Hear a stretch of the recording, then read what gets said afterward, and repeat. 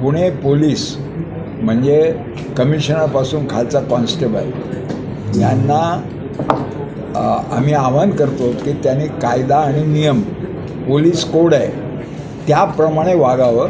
राजकीय लोकांचं आदेशामुळे तो भिन्न असल्यामुळे की भाजपच्या लोकांना चापटी मारायची नाही, त्यांचे लाड करायचे, त्यामुळे पोलीस द्विधा मनस्थितीत होते.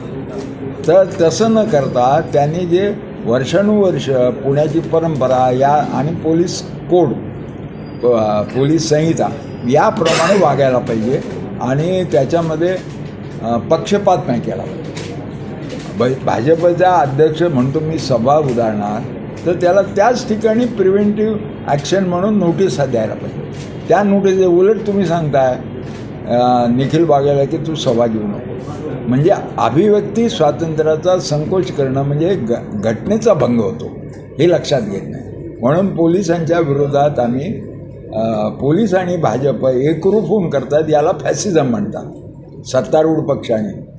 तर आम्ही जनतेच्या वतीनं निदर्शनं करणार होतो आणि त्याच्यामध्ये इंडिया अलायन्ससुद्धा आमचे सहकारी पक्ष म्हणून राहणार होते. पण मध्ये अशी घटना घडली आज सकाळी की यांनी CPनी म्हणजे कमिशन ऑफ पोलिसने सांगितलं की तुम्ही शिष्टमंडळ पाठवा, चर्चा करा आणि डॉक्टरना मी भेटायला येतो.